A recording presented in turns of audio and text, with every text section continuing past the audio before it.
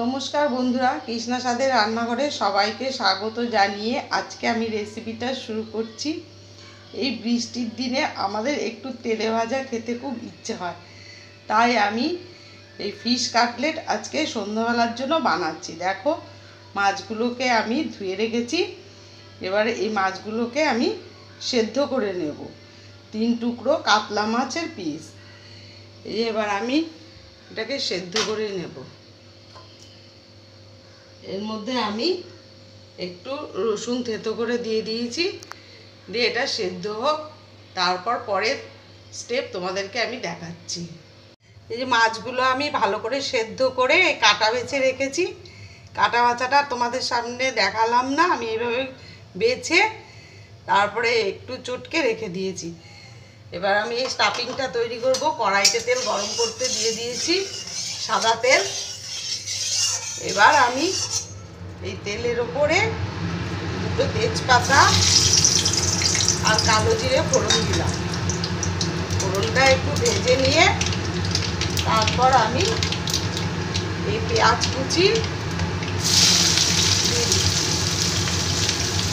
আর রসুন কুচি দিয়ে দিচ্ছি।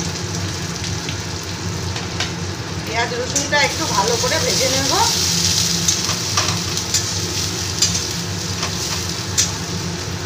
তারপর আমি আদা কুচি আর লঙ্কা কুচি দিয়ে দিচ্ছি আর টমেটো কুচিটাও দিয়ে দিচ্ছি। দিয়ে আমি এগুলোকে ভালো করে ভেজে নেব। আমি পরিমাণ মতো লবণ দিয়ে দিলাম। লবণ দিয়ে আবার ভালো করে ভেজে নেব। হলুদের গুঁড়ো দিয়ে দিলাম, একটু লাল লঙ্কার গুঁড়ো দিয়ে দিলাম। দিয়ে এবার মশলাটাকে আমি ভালো করে ভেজে নেব। আর এই পেঁয়াজ রসুন আর এইসব মশলাগুলো ভালো করে ভাজা হয়ে গেছে। এবার আমি এই মাছটা দিয়ে দিচ্ছি।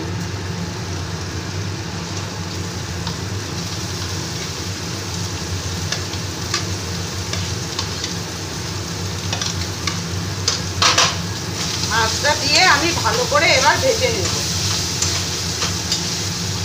দেখো, আমার এই মাছটাও খুব ভালো করে ভাজা হয়ে গেছে। এবার আমি এই সেদ্ধ করা আলুটা দিয়ে দিচ্ছি। সেদ্ধ করা আলুটা আমি একটু মেখে নিয়েছি, এবার এটাকে দিয়ে দিচ্ছি।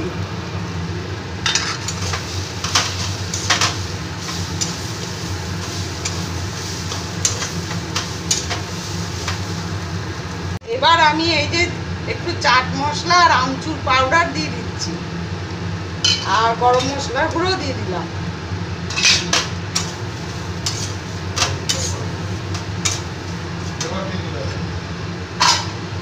আর এই ভাজা জিরের গুঁড়োও দিয়ে দিচ্ছি। দিয়ে এবার আমি ভালো করে এটাকে মেখে একদম ভালো করে শুকনো শুকনো করে নেড়ে নেব। ওর থেকে আমি এই যে টোস্ট বিস্কুটের গুঁড়ো দিয়ে দিচ্ছি। দিয়ে ভালো করে আমি নেড়ে নেব, একদম ভালো করে মিশিয়ে নিচ্ছি।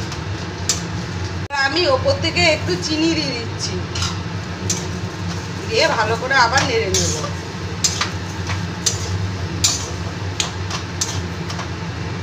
দেখো, এই যে আমার মাছের যে চপটা বানাবো তার জন্য আমার স্টাফিং রেডি হয়ে গেছে। এবার দেখো আমি কিভাবে এই চপগুলোকে বানাই। আমি এই রকম করে গোল গোল করে প্রথমে নিলাম, তারপর একটু হাত দিয়ে চ্যাপটা করে যে যেভাবে শেপ দিয়ে বানাতে পারে।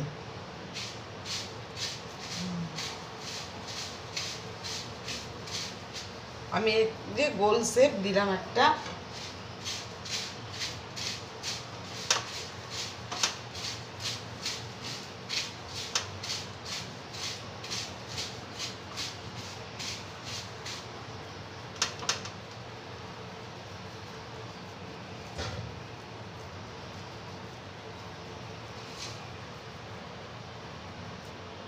আমি গোল গোল শেপ দিয়ে দিলাম।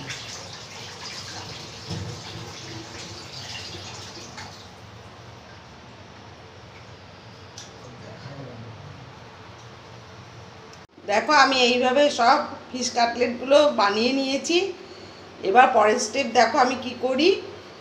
এই আমি ব্রেড ক্রাম্বগুলো নিয়ে নিয়েছি। এবার আমি এই কর্নফ্লাওয়ারের মধ্যে ডুবিয়ে তারপরে এই ব্রেড ক্রাম্বটা দিয়ে দিচ্ছি। আস্তে আস্তে করে ডবল কোটিং করছি, আবার একবার ডুবাচ্ছি, আবার এই যে এইভাবে আমি কোটিং করে নিচ্ছি। এইভাবে সবগুলোকে করে তারপর আমি তেলে ভাজবো। তোমরা দেখতে থাকো আমি কিভাবে করি এই রেসিপিটা। এই যে আস্তে আস্তে এগুলোকে আমি আগে ব্রেড ক্রাম্ব একটুখানি নিচ্ছি, তারপরে এই কর্নফ্লাওয়ারের জলে দিয়ে তারপর আমি এই যে ব্রেড ক্রাম্বের মধ্যে আবার দিচ্ছি, বা ডবল কোটিংয়ের জন্য আরেকবার ডুবিয়ে তারপর আমি আবার এই যে এইভাবে সবগুলো আমি তৈরি করছি।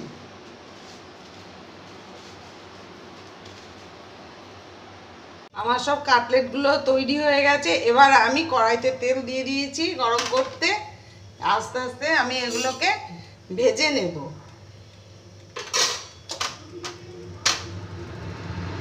তেল আমার খুব ভালো করে গরম হয়ে গেছে। এবার আস্তে আস্তে আমি এগুলোকে ভেজে নিচ্ছি।